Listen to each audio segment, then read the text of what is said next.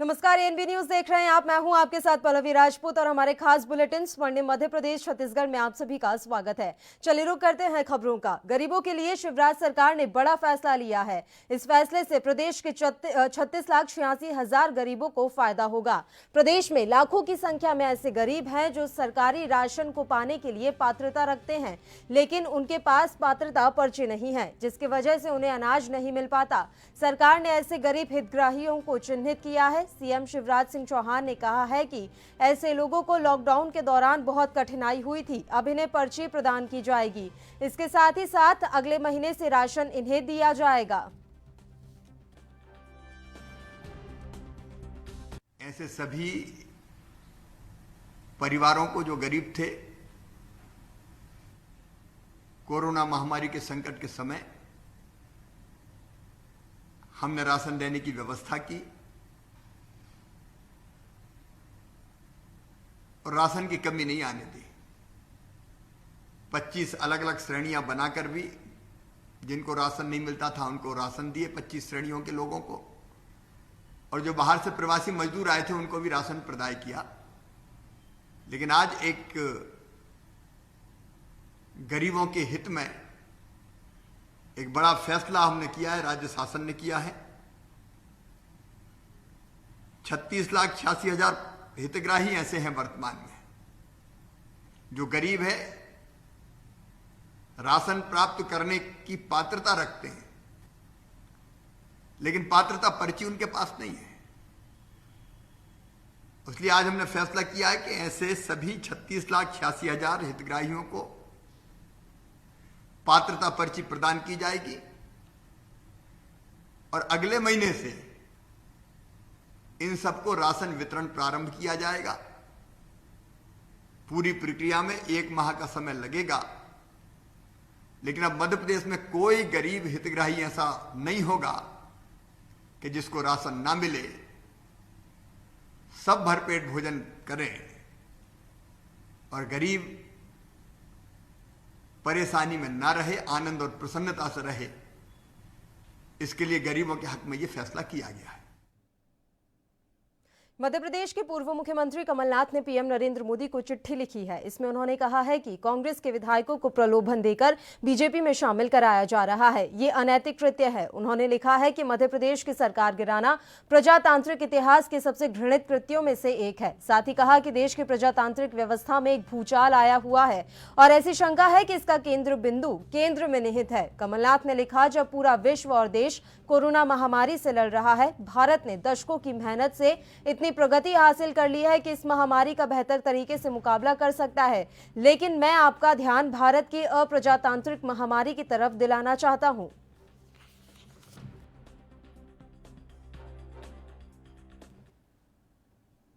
वहीं मध्य प्रदेश के गृह मंत्री नरोत्तम मिश्रा ने कांग्रेस पार्टी पर निशाना साधते हुए कहा कि राजनीति अब चिट्ठी पर ही निर्भर रहेगी। पूर्व मुख्यमंत्री कमलनाथ को प्रधानमंत्री नरेंद्र मोदी को लिखी चिट्ठी पर तंज कसते हुए नरोत्तम मिश्रा ने ये बात कही।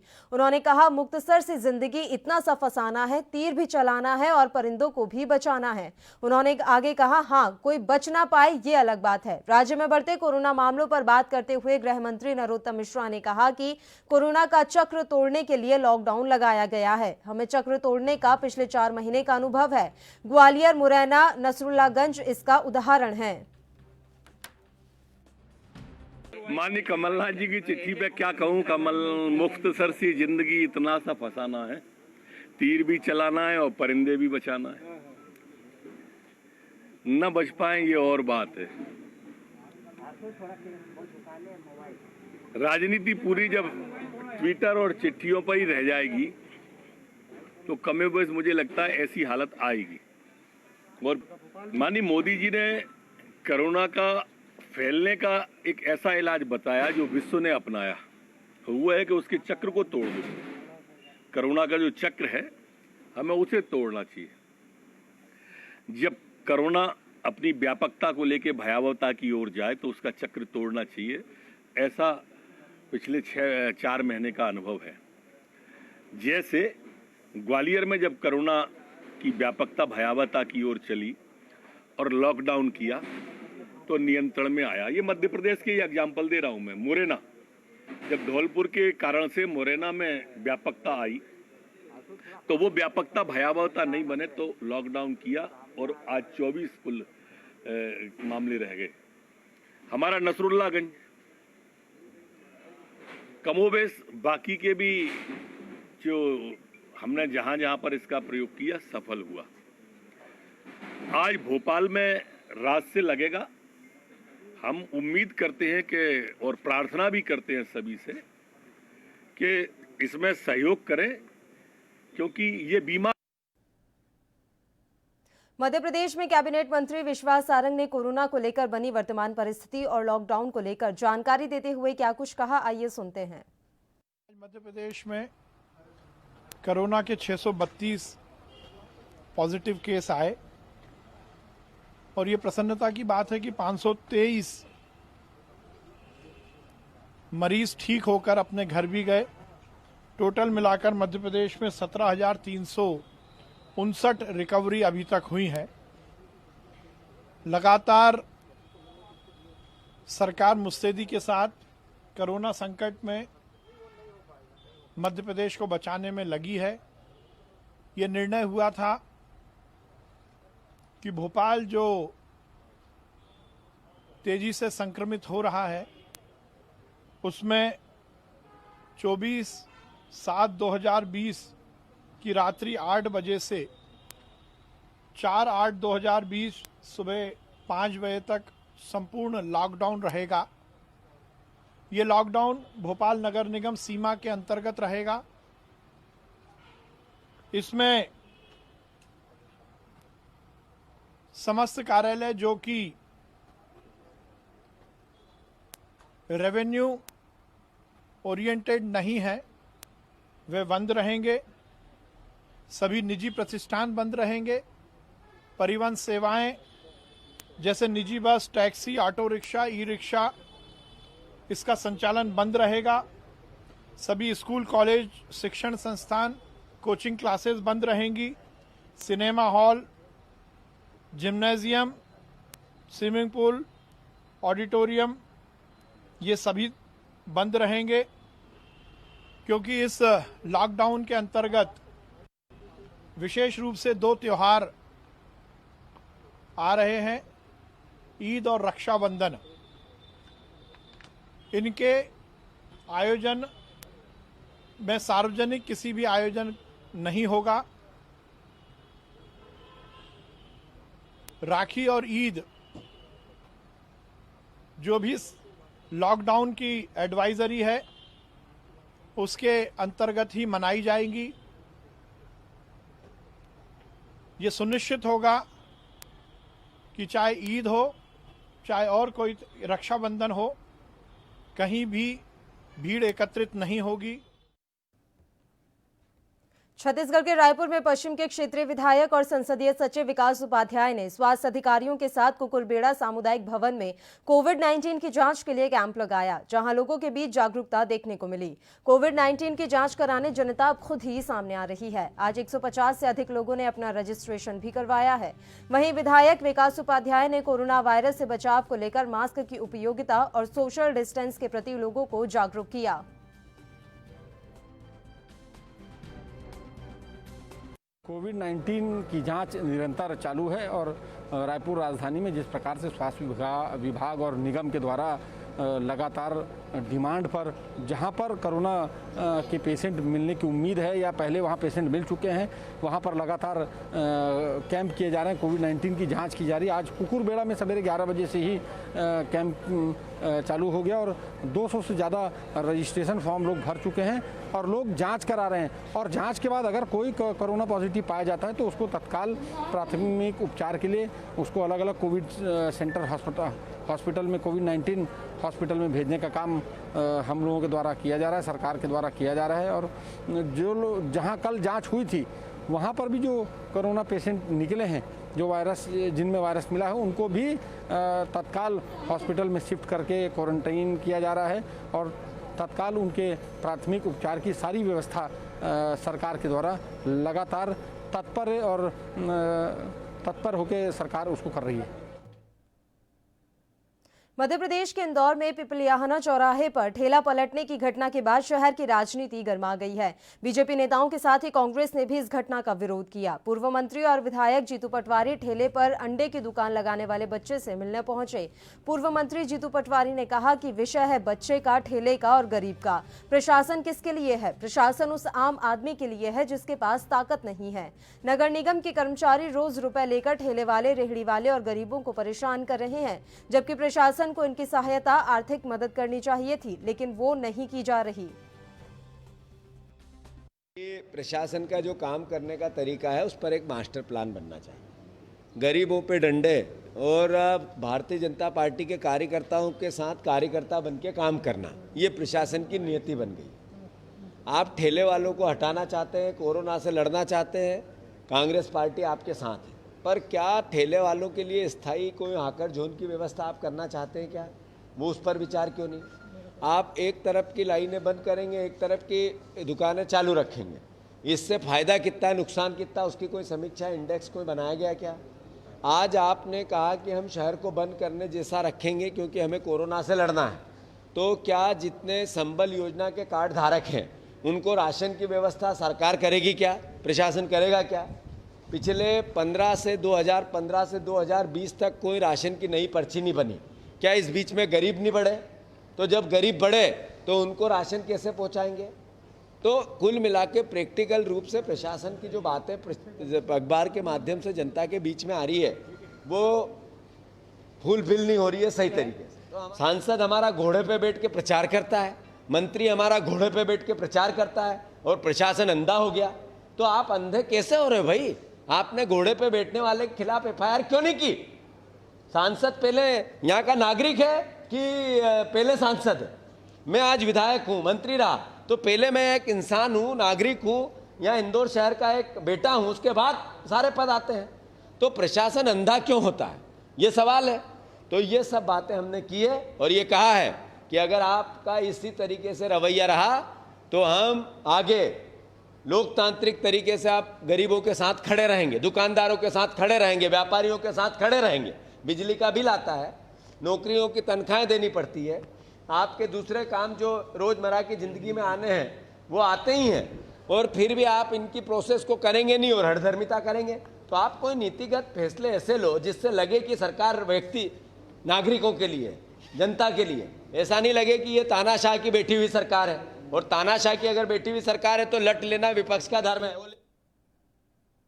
खबरों का सिलसिला लगातार यूं ही जारी रहेगा। फिलहाल यहाँ एक छोटे से ब्रेक के लिए हम रुक रहे हैं, आप कहीं मत जाइएगा, फौरन हाजिर होंगे।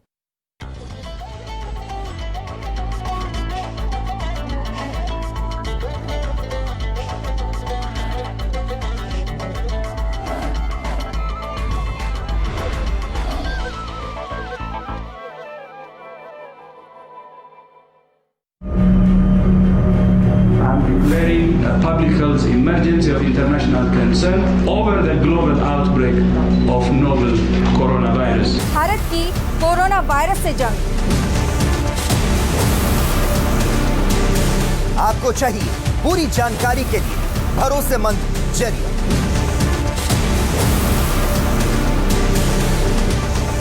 जानकारी जो अफवाहों पर ना हो। 24 घंटे 7 दिन लगातार सिर्फ ANB न्यूज पर। All India ISC Class 12 topper Sumit Kumar Tripathi of CMS Gomti Nagar, who secured 99.75%, was awarded ₹2 lakhs as prize by CMS. Online classes in CMS will continue till the government reopens the schools. Prescribed syllabus, book list and timetable available on www.cmseducation.org. Admissions in CMS for Montessori, nursery to class 11th are open. Contact concerned CMS campus.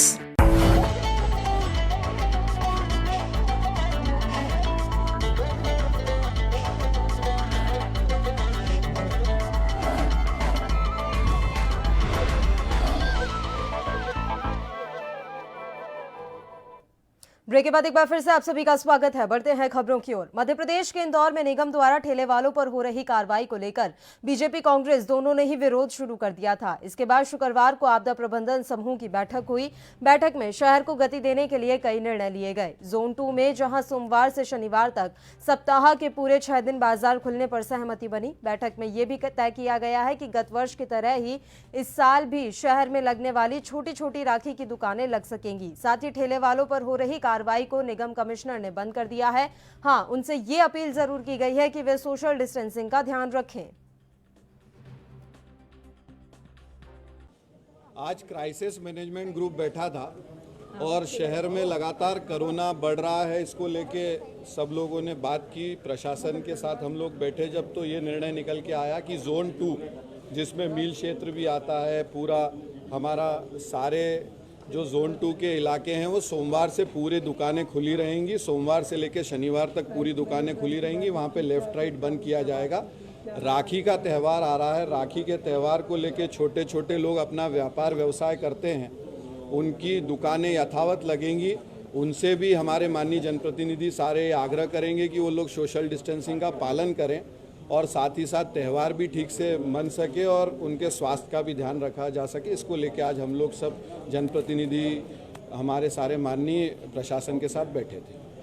ठेलाकारों को लेकर क्या बातें हुई कि अभी क्या आगे भी इस तरह की कार्रवाई होती रहेगी? ठेला कार्रवाई तो कल जैसे ही हमारे माननीय विधायक जी ने और सांसद जी ने और उन्होंने जैसे ही लेटर जारी किया, बयान दिया, रात में ही कमिश्नर नगर निगम ने उस कार्रवाई को निरस्त करने का लेटर जारी कर दिया था। तो वो विषय तो कल रात में ही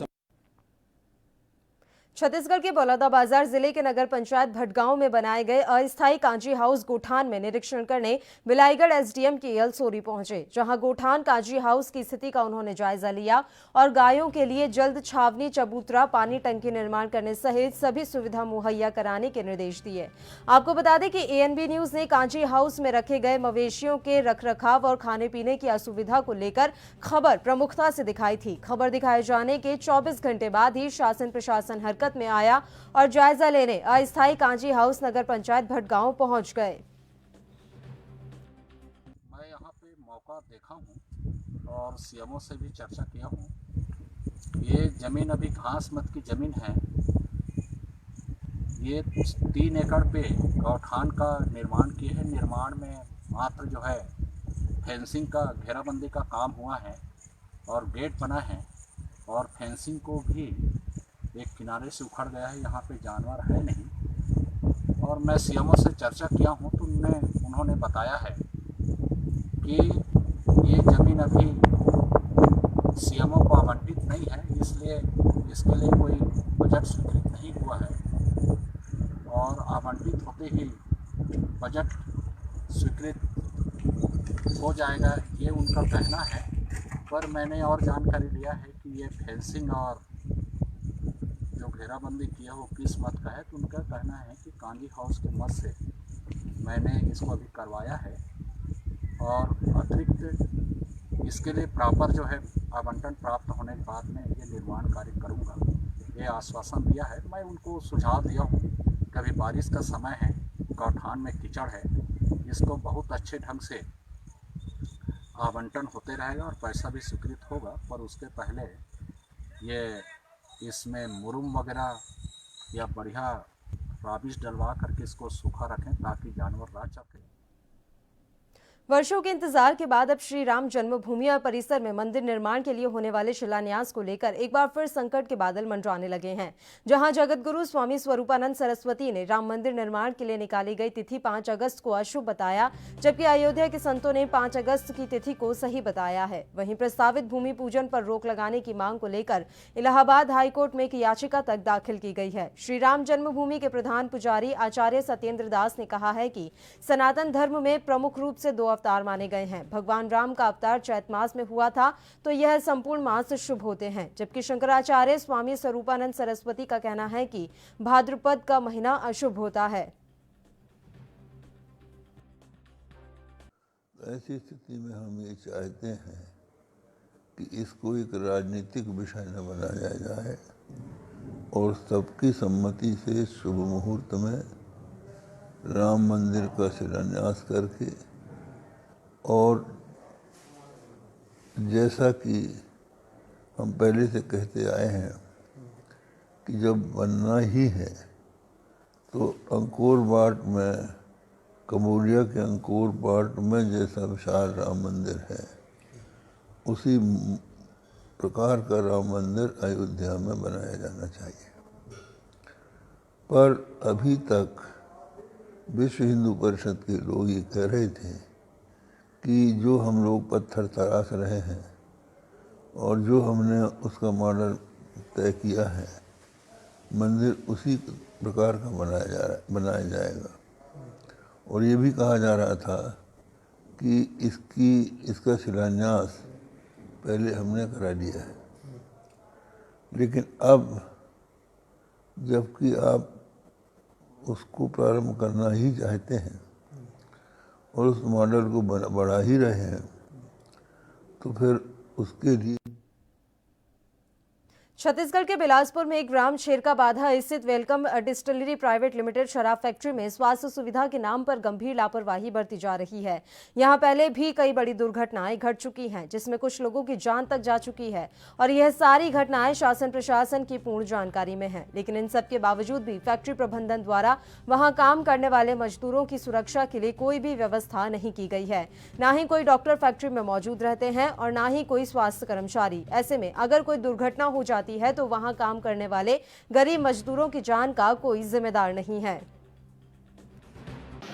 वेलकम डिस्टिलरी में पर्यावरण को शुरू से दूषित किया जा रहा है और अभी जो कोरोना काल का जो महामारी फैला हुआ, इससे गंदगी तो फैल ही रही है और पूरे चारों तरफ संक्रमण रोगों के फैलने के आसार दिख रहे हैं, जिसमें वेलकम डिस्टिलरी कहीं पर नियमों का पालन नहीं कर रहा है। ना तो वहाँ के वर्कर मास्क लगाते, ना सैनिटाइज़र का उपयोग होता, ना साबुन का इस्तेमाल होता। और वहाँ के जो ऑनर हैं, मालिक हैं वहाँ के, और वहाँ के जो मैनेजर है श्रीवास्तव साहब, ये लोग भी पूरी लापरवाही बरत रहे हैं, जिससे कि महामारी फैलने के बहुत सारे आसार हैं।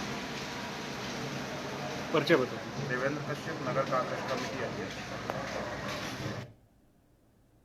मध्य प्रदेश के भिंड जिले का मेहगांव विधानसभा क्षेत्र हाल ही में बनाए गए राज्य मंत्री ओपीएस भदौरिया का क्षेत्र है और यहां उपचुनाव भी होना है। लेकिन यहां के गाता गांव सहित कई गांव ऐसे हैं जहां आज तक पानी की बूंद बूंद के लिए लोग तरस रहे हैं। पानी है भी तो वह खारा, जिसे तो पशु तक नहीं पीते। ये पानी कूलर में अगर डाल दिया जाए तो कूलर 1 साल के अंदर ही गल जाता है। पानी की इस विकराल समस्या का निदान अभी तक शासन प्रशासन नहीं कर पाया है। गाता गांव के लोग नदी पार करके पीने का पानी जान जोखिम में डालकर लाते हैं। बरसात के दिनों में नदी ज्यादा ऊपर आ जाती है तो फिर यह समस्या और भी गंभीर हो जाती है, जैसा कि आप तस्वीरों में देख भी रहे हैं। बरसों पुरानी समस्या है पानी की, मीठे पानी की, जो कि मीठा पानी नहीं है। वहाँ पर 2-3 किलोमीटर से पानी भर के तब पीने के लिए पानी लाते हैं। पशु भी नहीं रख पाते हैं क्योंकि मीठा पानी नहीं है, पशुओं से भी वंचित रह जाते हैं। नदी उस पार से पानी लेने के लिए जाते हैं, कभी कभी जैसे बरसात के समय में नदी आ जाती है तो पीने के पानी से भी वंचित रह जाते हैं। पानी की इतनी बड़ी समस्या है कि हमने नेताओं को, बड़े बड़े प्रशासनिक अधिकारियों को, सबको अवगत करा चुके हैं, लेकिन कोई नहीं सुनता है। नेता आते हैं, चले जाते हैं और इस पर ध्यान कोई नहीं देता है। इस वजह से हम सभी ग्रामीण जनों ने एक मंच से इकट्ठे होकर, मन बनाकर अब की बार ये फैसला किया है, सबकी सर्वसम्मति से निर्णय लिया गया है कि चुनाव का आने वाले उपचुनाव में तभी वोट डालेंगे जब हमारी समस्याओं का निराकरण हो जाएगा, और नहीं होगा तो हम चुनाव का बहिष्कार कर रहे हैं पूर्ण रूप से। गाथा ग्राम पंचायत मेघा जनपद पंचायत में है और हम लोग कल वहाँ का भ्रमण किया गया था, तो गांव वालों से चर्चा की गई। वहाँ पर क्लोराइड की समस्या या खारे पानी की समस्या गांव में है, क्योंकि वहाँ पर नल तो आपके हेडपम्प 8-10 लगे हुए हैं और एक हेडपम्प में बता रहे थे कि पानी ठीक है, मीठा पानी है, और बाकी अन्य जिलों में खराब पानी आता है। नल जल व्यवस्था भी है, लेकिन जो पानी उनको सब दिया जा रहा है वो पीने योग्य नहीं है, अन्य कामों में उसका उपयोग होता है। दूसरा है कि पीएचई विभाग की तरफ से नल जल योजना वहाँ पर है और उन्होंने एक अतिरिक्त बोर कराया गया है। तो उस बोर अगर उसको जोड़ दिया जाएगा तो उन गाँव वालों की पानी की समस्या का निराकरण हो जाएगा और उनको मीठा पानी मिलेगा। दूसरा, छत्तीसगढ़ प्रदेश में वन विभाग के प्रयासों के बाद भी हाथियों की मौत का सिलसिला थमने का नाम नहीं ले रहा है। जशपुर में एक दंतैल हाथी की मौत हो गई है। बताया जा रहा है कि करंट की चपेट में आने से हाथी की जान चली गई। क्षेत्रीय किसान ने फसलों को जानवर नुकसान न पहुंचा सके, इसके लिए खेत की मेड़ पर तार बिछा रखा था। इसकी चपेट में आने से ही हाथी की मौत हो गई। फिलहाल वन विभाग के अधिकारी घटनास्थल पर पहुंचकर हाथी के शव को अपने कब्जे में ले चुके हैं।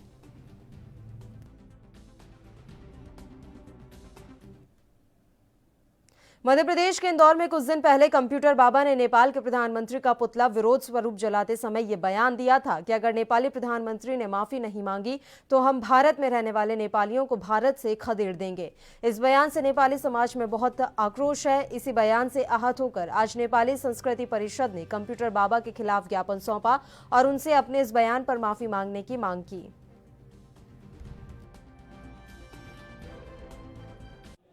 अपने माननीय कंप्यूटर बाबा जी ने जो अपने नेपाल के केपी वर्मा शर्मा जी हैं, ओली जी, इनके विरोध में जो बयान दिए थे वो निंदनीय है, अशोभनीय है। हम उसके भर्त्सना करते हैं।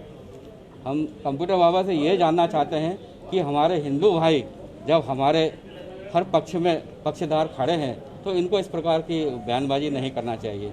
हम चाहते हैं कि ये अपने बयान वापस ले, हमसे नेपाली समाज से माफ़ी मांगे। और मैं ये भी बताना चाहता हूँ कि यहाँ पर भारतवासी नेपाल के यहाँ पे सभी समुदाय के हिंदू मुस्लिम सिख ईसाई सभी प्रकार के यहाँ पे अपने समाज के हैं। हम भी समाज के भाई हैं। हमसे इस प्रकार का रोष नहीं करना चाहिए। अगर इस प्रकार का रोष किया गया। छत्तीसगढ़ के कांकेर से हैरान कर देने वाला मामला सामने आया है। एक तरफ जहां पूरा देश कोरोना से जूझ रहा है तो वहीं दूसरी तरफ शराब के नशे में कोरोना पॉजिटिव जवान एक महिला स्वास्थ्यकर्मी से छेड़खानी कर दी। इतना ही नहीं, महिला की पीपीटी किट फाड़ कर उसके साथ दुर्व्यवहार भी किया। महिला स्वास्थ्यकर्मी ने जैसे तैसे भागकर अपनी जान बचाई। फिलहाल जिला चिकित्सा अधिकारी से शिकायत कर महिला स्वास्थ्यकर्मी ने न्याय की गुहार लगाई है। क्वारंटाइन सेंटर कुर्रू भाट है, वहाँ से पॉजिटिव केस का कॉल आया तो हम लोग उसको लेने के लिए वहीं गए थे। तो वहाँ से उसको लाए हैं यहाँ पे कोविड हॉस्पिटल कांकेर। तो वो पेशेंट ऐसा था कि बहुत ज़्यादा ही ड्रिंक के हालत में लगा यहाँ पे पहुँचने के बाद, और वो मीन्स की बदतमीजी करने के लिए एकदम से दौड़ाया भगाया और बहुत मुश्किल से अपनी जान बचा के निकले हैं वहाँ से। और बहुत ज़्यादा यहाँ पे हंगामा कर दिया था। एक रूम में फंस गई थी, मेरा पीपीवी किट था, उसको पूरा फाड़ डाला, मतलब ऐसे फाड़ने के लिए खींचने के लिए पकड़ लिया था। तो उसको मैंने चेयर से धक्का दिया और उसके बाद से अपने आप को बचा के वहाँ से निकली। किसने कंट्रोल में किया उसको फिर? यहाँ पे ऑलरेडी बीएसएफ के कैंडिडेट है जो एडमिट है। उन लोग मेरा आवाज़ भैया दीदी लोग का आवाज़ चीखते हुए सुने, फिर वहाँ से निकले और उन लोग ने ही काबू किया उसको। आप शिकायत करेंगे इस मामले की? हाँ करेंगे, क्योंकि हम उनके लिए ही इतना सफ़र करते हैं, इतना 3-3 4-4 घंटे पीपी किट पहन के उनको हिफाजत से लाते हैं और वो हमारे साथ ऐसा करेंगे तो इसमें हम पीछे क्यों हटे? हम तो और इस बुलेटिन में फिलहाल के लिए इतना ही। मुझे दीजिए इजाजत। देश प्रदेश के तमाम ताज़ा खबरों के लिए आप बने रहिए हमारे साथ। नमस्कार।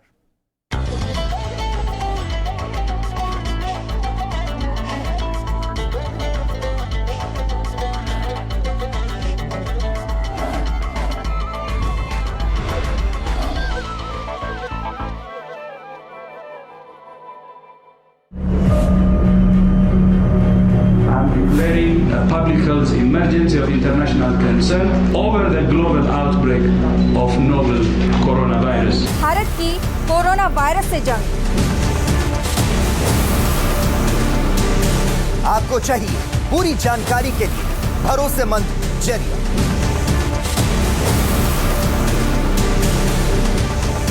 जानकारी जो अफवाहों पर ना हो। 24 घंटे 7 दिन लगातार सिर्फ ANB न्यूज पर।